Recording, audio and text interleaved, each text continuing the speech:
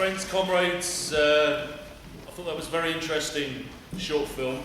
I want to say a couple of words about the dispute that's gone on for 3 months now involving the RMT. I'm very pleased to say the TSSA union are acting together to defend jobs and public safety on London's underground. And the first thing I just want to say about that is just to explain to you some of the reality of what it's like working in a safety critical job deep underground, involving 3.5 million people every day travelling across the system. On the 7th of July 2005, when those 4 bombs went off on public transport in London, 3 of them on tube trains, let us remember that the 52 people who died there, the inquest of whose death is now currently going on, but there were millions of people caught in a panic that day who didn't know how many other bombs there could be in the system and were evacuated from London's tube system in 15 minutes flat. The entire tube system of London was evacuated of passengers in 15 minutes under the conditions that existed at that time.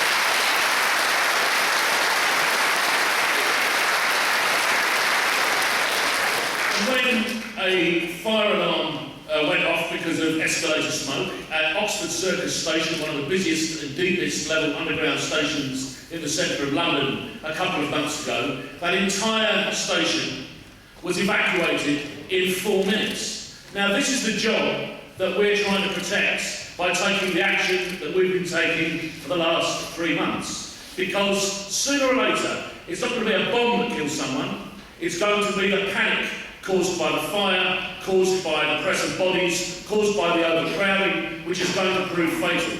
And it is that which distinguishes the underground that London has from the underground systems that you find in New York, or in Paris, or in many other metropolitan cities. If you go to Paris, you won't find station staff waiting on the platforms to give you advice about where to get your connection. You won't find ticket office staff apart from in the rush hour, who are able to give you advice on which trains to take, which tunnels to walk down. London's tube is different. London's tube is far, far higher capacity usage, but it was also far, far higher level of staffing. And we're deliberately saying that, we're not hiding that from anyone. We believe that's something to be proud of, and something that our members want to defend, and we believe are winning the public debate about this in London. This dispute has been running now for 3 months. When it started, we said there isn't an easy exit strategy with this. If the employers offer a 0.5% more on the pay, it's not going to solve this problem. This is a problem at the end of the day about who runs the tube, Boris Johnson or us. And at the moment, we believe that Londoners want their tubes properly run by trade union organised workers who are looking after their safety on a daily basis. And we're proud of the support we've received from Socialists and also from other trade unionists in London. We're going to pledge to keep this fight going until we get a satisfactory outcome. But I don't want to take up all your time tonight by talking about matters domestic to my union, important as they may be. I want to talk a little bit about socialism, which is the title after all of this rally. And say, first of all, we're meeting here tonight in November 2010 at what should be a very auspicious moment for socialism. You know, the global capitalist crisis 2 years ago in the autumn of 2008 was just a pure outcome of turbocharged, cocaine-fueled, reckless casino capitalism in the City of London and Wall Street. They couldn't blame anyone but for themselves for what they euphemistically referred to at the time as the credit crunch and what became the global economic crisis and what has then been passed on as a sovereign default crisis to us in the form of public spending cuts. But for a little while, you know, in 2008 and 2009, the world seemed as though, you know, it was shaking on its axis. It had changed. Banks were being nationalised. The financial sector was being excoriated in the media.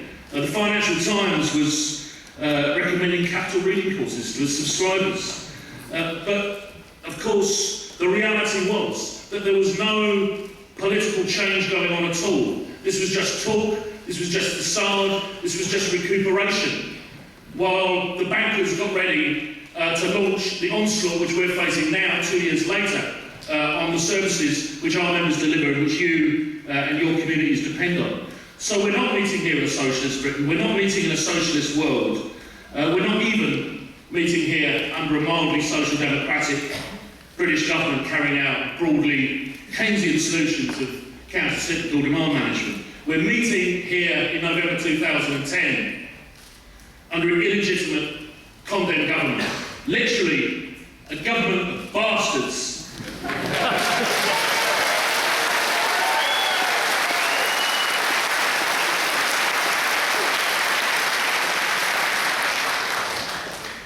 More intellectually bankrupt than any British government since Thatcher's was, and the scale of the cuts which they're unrolling is truly unprecedented. £81 billion over 4.5 years, 18 billion cut from welfare spending, 71% of the total 114 billion public sector debt reduction is going to be achieved through spending cuts, less than a third through tax rises, and the tax rises that are being brought in are flat rate tax rises by increasing VAT, which will hit the worst off in society. 750,000 public sector jobs due to be wiped out, another 900,000 private sector jobs which will be destroyed because they depend on the public spending that is being cut. And this policy of internal devaluation, another euphemism which they come up with, should be called what it is. It's fiscal fascism. It's a deliberate attempt to shrink the economy of this country, to make the poor pay for the crisis caused by the rich, and it's going to shrink the economy of this country in the region of 8% of GDP over the next 4 years. And it's the product, never forget this, it is the product of the Tory ruling class fear of working class people. You can see that fear in the reaction to London's firefighters and tube workers when they take strike action, and the dreadful abuse which goes on about the people who yesterday were called heroes and today are tarnished by Murdoch's press and the other boss-class newspapers with putting the lives of Londoners in danger. The slander that goes on against workers who stand up for themselves in this country is a disgrace, but it's a badge that I wear with pride, and that our MCs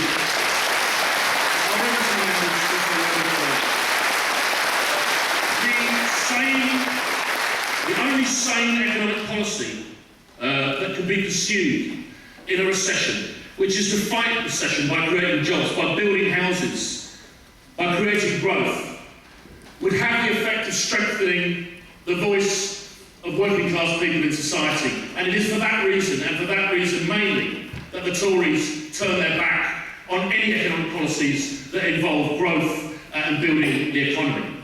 And yet, if these cuts, these swinging cuts, provoke a double-dip recession, the bond markets will desert this lot, this government, and the state will yet again be asked to bail out the banking system. And this time, I warn you, it will be different. Last Friday, the European heads of state met and agreed stringent new measures governing the Eurozone and also the indebtedness of EU nations. It is no longer a question of whether the public sector will survive this government. It is a question of whether we can even assert the independent economic policy of a socialist government in the future in this country to do the things which most people in this country want, and that is to defend public services, to build jobs, to create homes, and to build our way out of recession. We're facing an onslaught right across Europe. I'm glad that there's comrades on the platform here tonight from Greece, from other countries who can reflect the experiences in their countries, but we will not solve the problem. We will not solve the problem of the Con-Dem cuts by simply getting rid of the Con-Dems. We know that domestically. We reject the argument which says Some cuts are necessary, which you hear repeatedly from the leader of the Labour Party, unfortunately, and from other members of his front bench in recent weeks, that some cuts are necessary. We must reject that argument, but what we also have to reject is the notion that we will be able to solve this problem in Britain without linking up with the struggles which are going on today in France and Spain and Greece, in Portugal and in the other European countries that are facing austerity from the European institutions. So, for me, comrades, that is what socialism means today. It's about building international links with workers in struggle. There's never been a better time to do it. It's up to us to go out from this rally this week and do that over the next 12 months so that the world next year looks a very different one to the one that it looks at the moment. Thanks very much.